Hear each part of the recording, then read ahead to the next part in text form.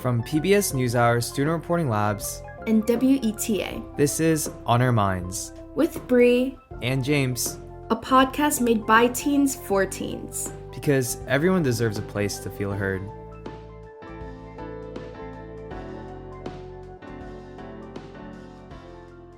Hey Bree. Hey James, how are you doing? Pretty good. You know, as a podcast host, one of the most frequent questions I get is, how do you choose your episode topics? Oh yeah, people ask me that too. Well, the answer is pretty cool. Student Reporting Labs asks students each year about what topics they want to report on for the next school year. Last year, students responded saying that they wanted to produce stories about art and music. That's why we did a podcast episode about music, and also legislation and gun violence. Yeah, gun violence is something I think most teenagers, unfortunately, are really concerned about. I know I personally am very anxious about the current state of things. I feel as though because I was kind of raised, or our generation was raised with all this exposure when it came to gun violence and school shootings and stuff like that, it's a really big topic that we unfortunately have to deal with. And it's something that's definitely been on my mind as well. Living here in Texas, I know it's legal for most people 21 and over to carry a gun in Texas without a permit. And those are just our thoughts. Here are two responses from other students, which I think summarize our generation's feelings about gun violence. Well, I don't believe that adults fully understand our fear about gun violence at school, since sure, they may have kids who go to school, but they're not experiencing that fear and anxiety firsthand when they get off that bus and have to go throughout the day looking over their shoulder and worrying about being shot. I don't care what the people in charge do, but do something. Instead, people are completely and totally happy to just sit and debate about whether it's guns or whether it's people, whether we need better mental health treatment or better gun control, or whether we should even do anything. So the voices you just heard were Francisco from New Mexico and Diksha from Oregon, and you can really hear their passion and sense of urgency. So today, we are devoting this episode to stories about gun violence and the effects on teenagers. The stories today do contain descriptions of lockdowns, gun threats, and shootings. Details that might make you feel scared, sad, or numb. Know that these are normal responses. But if it seems like too much, please skip this episode, or you can listen with a friend or a parent. Yeah, we wanted to take care of your mental health and also provide you with tips from an expert. That's why I spoke with Dr. Robin Gurwitch. She's a professor at Duke University Medical Center, and she works with children after disasters, mass trauma, and mass violence to help them heal and recover. We'll play a bit of James's conversation with Dr. Gurwitch now, and then come back to her at the end of this episode.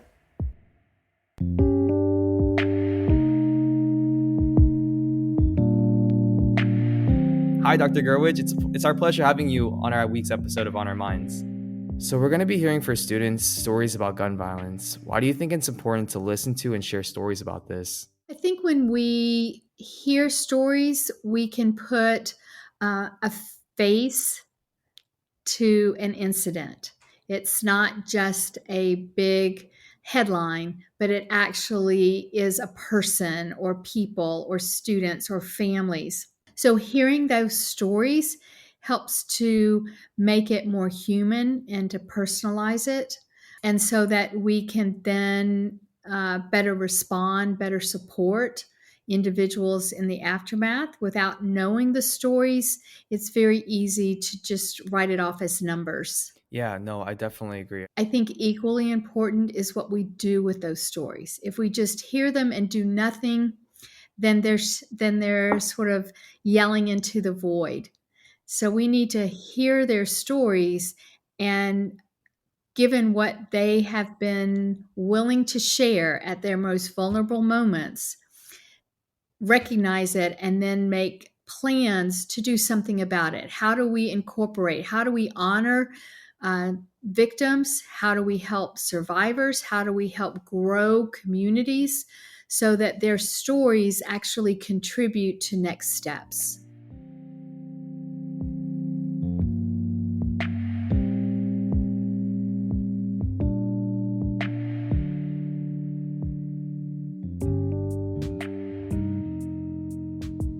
Those questions Dr. Grurich asked about what we do after we hear these stories are really important. After each student's story today, let's talk about takeaways and possible action steps. Great idea, Bree, because otherwise we could really feel hopeless. I know I feel that way after news of a shooting. Yeah, so first up, student reporter Lydia Tong from Bel Air High School in Houston explores how threats of gun violence feel like the status quo.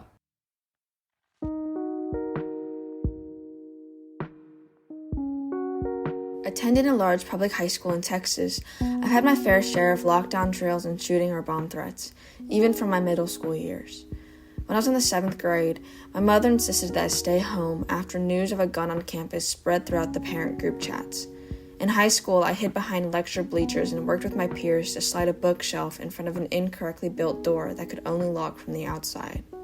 I wanted to explore the nature of high schoolers in the scary, intense environment of school amidst gun threats and school shootings, so I set off with my mic to record conversations with a fellow high schooler and friend, one of my teachers, and my city's chief of police on their ideas of how gun violence in our schools has become the status quo. Up first is Mr. Jimmy Newland, a physics and astronomy teacher at Bel Air High School inside of Houston. I wanted to talk to him first because he's been teaching at Bel Air for almost 3 decades, so he's extremely aware of the many dangers teaching brings nowadays. I found him in his classroom during our lunch hour, and I sat him down to talk a bit more about his opinions. There are certain times when the student population in general, not necessarily my individual students, but the student population in general feels more likely to, maybe want to start some fights, maybe want to do some damage to the campus. And it kind of ebbs and flows, I guess. If adults have good relationships with students, then the likelihood of someone taking something from their home and bringing it to school is a lot smaller. I then asked him how teachers are being prepared for potential school shootings. They make us watch some videos. We're not preparing teachers before they get to the classroom either. So what we're doing for teacher preparation doesn't have enough mental health resource training. I do think that school districts in the state could do better to provide meaningful training on mental health related things for students and adults. With Mr. Newland's thoughts, I wanted to gain another perspective, so I went to one of my closest friends, Ryan. Ryan is a senior at Bel Air High School, and she's an advocate against gun violence. Almost every high schooler I've talked to has a personal story about a lockdown drill, something that happened that they'll probably remember for the rest of their lives. Here's Ryan's story. I think this is about maybe a year ago, so I think I was a junior. I had to go drop something off at the front office, and then we went into lockdown. So I had to hide in the closet that one of the administrators had put me in. I think in that one moment, that's the first time, not necessarily the first time, but at least one of the most prominent times where I kind of realized oh, my life is actually in danger when I hear these alarms. In 2020, Texas law required schools to offer students in the 7th grade and up lessons with battlefield trauma care, which includes tutorials on applying tourniquets and chest seals. Here's what Ryan had to say about that. In my junior year, we had to watch a video, and I think we may have had to watch it again in senior years. And it practically showed us how to not die in the event that one of us was shot. It showed us how to apply a tourniquet, where to hold pressure, things like that. I don't want to have to know those things, so it was definitely uncomfortable to have to sit next to a bunch of people that either I don't know or I've never met before, but we're all in the same situation. Was also kind of eye-opening because all of us are experiencing the same fear and uncertainty about school shootings. While Ryan gives us a look inside the school, Chief of Police Mo Lopez provides an insight of first responders in a hostile situation. Unfortunately, as gun violence has continued in schools and has continued across the country, there have been more opportunities for us to learn. We learn the importance of not just neutralizing a threat, stopping the killing, but also as we're doing that, involving fire, involving EMS, so that we can save as many lives as possible. Every school-based shooting is an opportunity for us to learn what happened, what went right, and what went wrong. And what we expect from students is just the old adage: if you see something, say something. It does go a lot to your gut. We'd rather go out and respond 100 times and find out that it was absolutely nothing. It was somebody that somebody was lost, somebody made a wrong turn, or whatever. find that 100 times and miss that one time where something could have been prevented. The bottom line is we are scared, us and our teachers. It is imperative that we come together and unite as a country to stop this mass killing of students in schools, a place where we should feel safe. Okay, some takeaways from Lydia's reporting.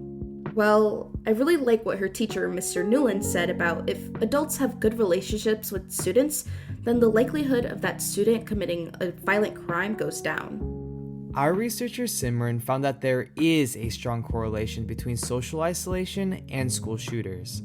This is in part because those who are isolated are less likely to have loved ones explaining to them that a behavior is concerning or inappropriate.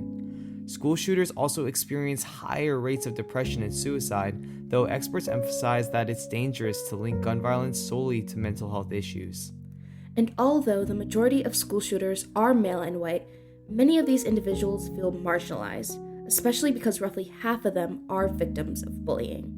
You know, going back to Lydia's story, I appreciate how the chief of police emphasized, if you see something, say something. Every day on the subway, I see signs with that slogan, but luckily I haven't seen anything myself.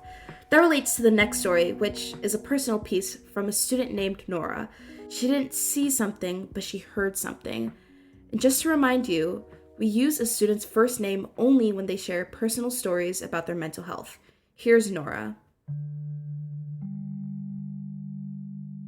I'm lucky to grow up in a town and school district where gun violence was never a serious issue. I had never really considered that I could be faced with the risk of harm until just at the beginning of lunch, sometime during the January or February of my freshman year, when a friend of mine at the time, who I'll call Caitlin, told me she planned to bring a gun to school after I saw her in a heated conversation with a group of girls in the middle of the cafeteria. I remember sitting with Caitlin as we ate our lunch in silence shortly after the outburst, wondering whether or not she was serious. I could hardly focus on my schoolwork for the rest of the day. My mind was too focused on what just happened. I thought about telling an adult, but that option only brought up more questions for me. Who do I tell? The office? The counselor? A teacher? What would they do? Who else was going to get involved? Would they tell my parents? Would they tell Caitlin's parents? Would Caitlin know I was the one who told them? What would she think of me if she did? What would she do? I was completely lost. I had convinced myself that telling an adult or making a show out of a friend's drama that I wanted nothing to do with in the first place would actually make things worse.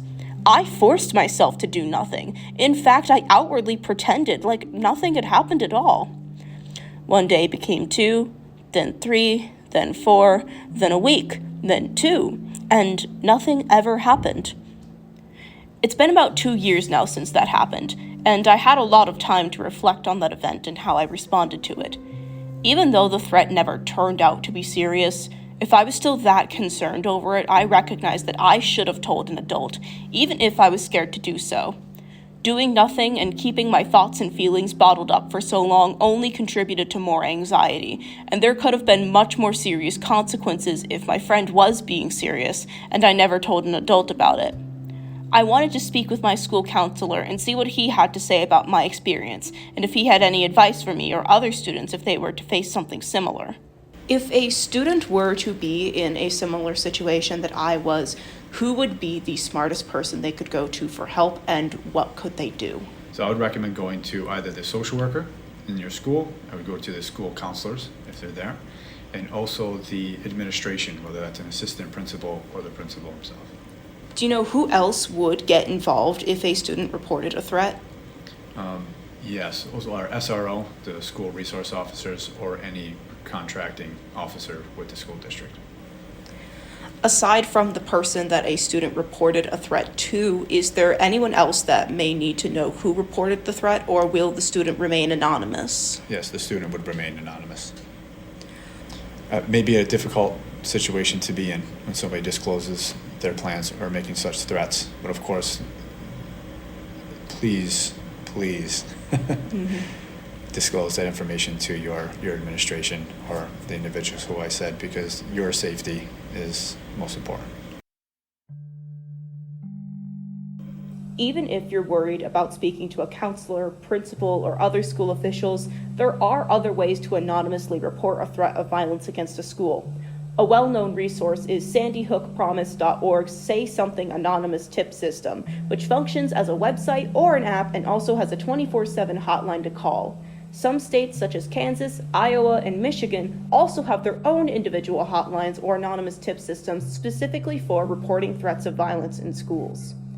Even though this situation occurred a long time ago and I had already taken the time to reflect on what I should have done and the importance of doing so, telling my story and reaching out to my counselor to ask for his advice felt like a daunting task. However, as I talked with teachers, producers, counselors, and close friends who all showed their support and encouragement, I became more comfortable and confident in writing and talking about my experience, and I'm hoping that it gives other students the courage to do the same.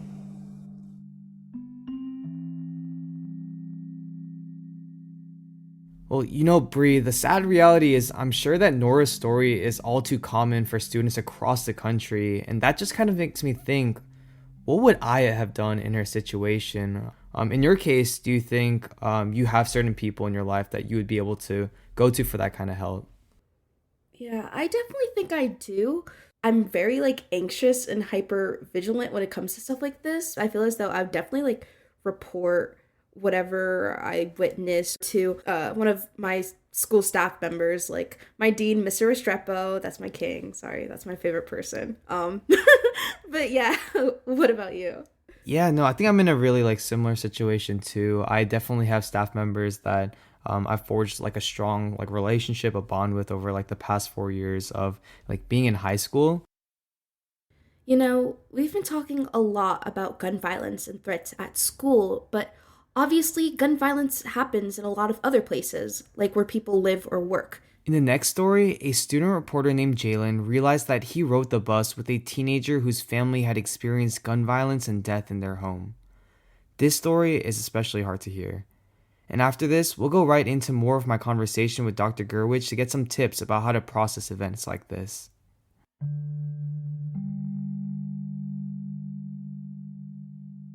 Hello, my name is Jaylin.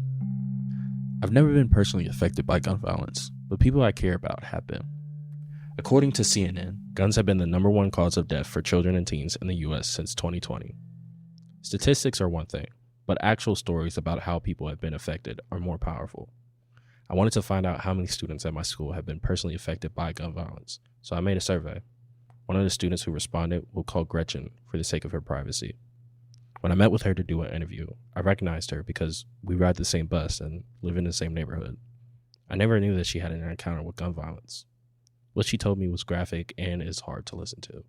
But even though it's hard, it's still an important part of the story.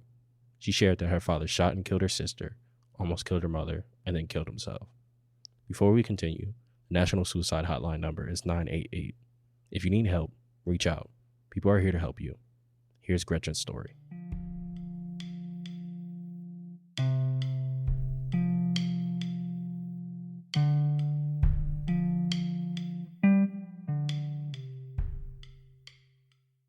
One day, my parents were fighting. It was the 4th of July, actually, which kind of sucked. But we were at home during COVID, during 2020, and my mom was arguing with my dad because he was abusive. They were arguing all day. And it was 5 or 6 o'clock. They already stopped arguing. My mom was going to go to sleep. And I guess my dad just kind of snapped or something because I was in my room at the time. So he went to the basement and got a gun and then shot my sister 6 times and my mom twice. And then after that, I heard it from downstairs. And we have a pressure cooker. So at first, I thought just I don't know, something happened with that. But I knew my mom wasn't cooking.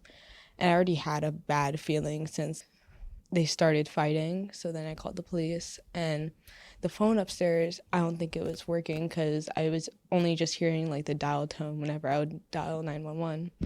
So then I ran out the house. And as I was going out, I heard my dad say, "I'm going to shoot myself." So then I ran to the neighbor's house and knocked on the door and asked them to call the police and told them what happened.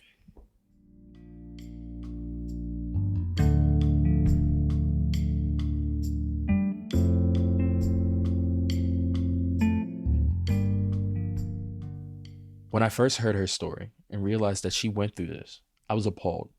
The fact that somebody went through that and was still as strong as she was is something to be admired, but it made me sad at the same time. What was worse was hearing her talk about the effect it had on her. At first, I didn't fully believe that my sister was dead because I was always expecting her to just come up on the sidewalk and say hi. It took me a long time to digest that it actually happened.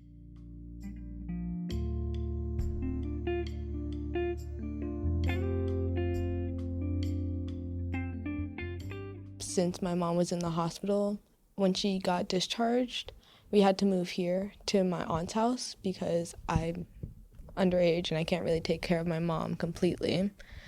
So I had to move to a different school to help my aunt take care of my mom because my mom still has brain issues. During the summer, right around the anniversary, she got meningitis in her brain because I think there is an open part of her brain where bacteria got in. It just completely flipped my life upside down.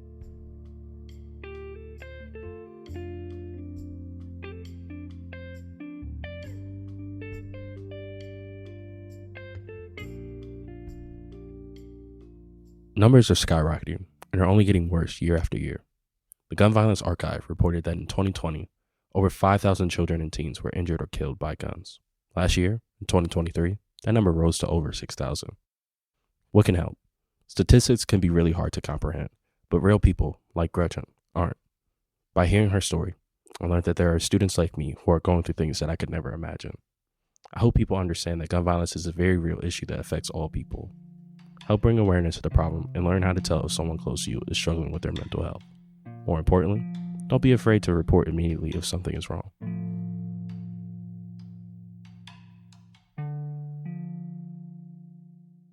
So, Dr. Gerwich, what advice do you have about how young people can stay informed about this issue but not get overwhelmed? I think it is very easy for young people as well as adults to get overwhelmed.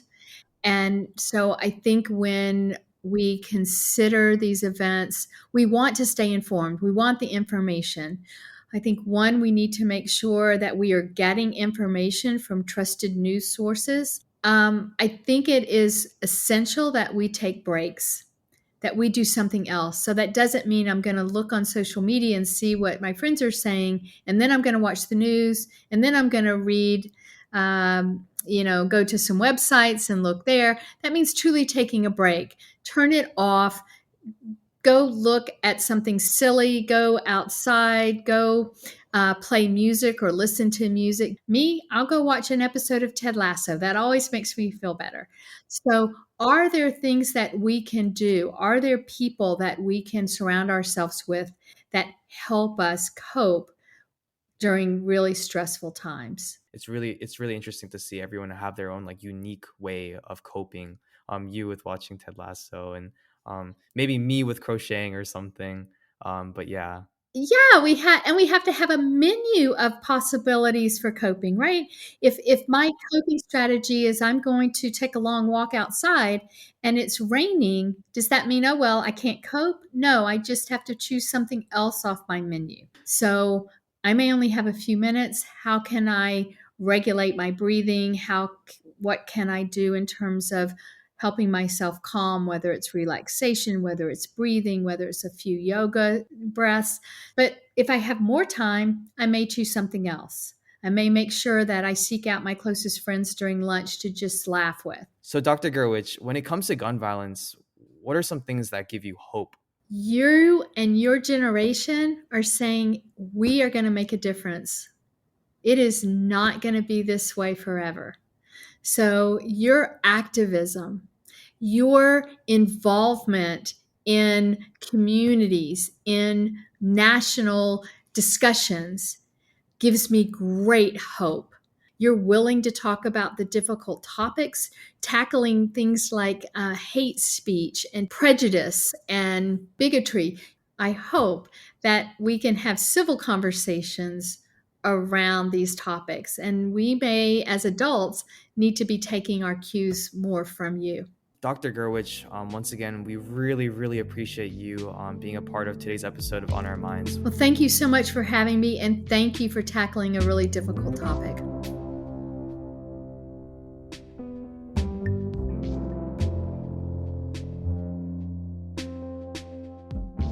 I know this has been a tough topic to talk about, but I'm definitely glad we explored it. And I have a lot of takeaways. One takeaway would be, if you see something, say something. Regardless of your relationship with the person, there are trusted adults you can speak to no matter what. But what about you, James? Yeah, something like that, like anonymous tip system. Some states have those kinds of tip systems or like individual hotlines, but I think that it's also really important to like promote that, nationwide. Yeah, I've been thinking about what other actions we could take. Here are some ideas. We could connect with our school's administration to find out what they're doing to prevent students from bringing guns to school. We could also write a letter to our school boards to bring violence prevention programs to our districts. Those are great ideas, Bree. We could also volunteer with organizations in our communities or raise donations for a cause we believe in. I definitely agree, and I think that working with organizations in whatever community you're in is super important. But I also believe in empowering and uplifting the voices and stories of victims of gun violence. On Our Minds Season 4 is produced by Student Reporting Labs in collaboration with KUOW's RadioActive Youth Media. Today's segments were produced by Lydia Tong from Houston, Texas. Plus Nora, Brian, and Jaylin. This episode was produced by lead podcast producer Briget Ganske with research and fact-checking by Simran Gupta. Frankie St. Pierre Nelson edited and mixed this episode. Approval and oversight by editorial director Murray Kusick and executive producer Leah Clapman. The music by Joseph Broad. Additional music from Blue Dot Sessions. If you or someone you know needs help, we have a list of resources at studentreportinglabs.org/mental health resources.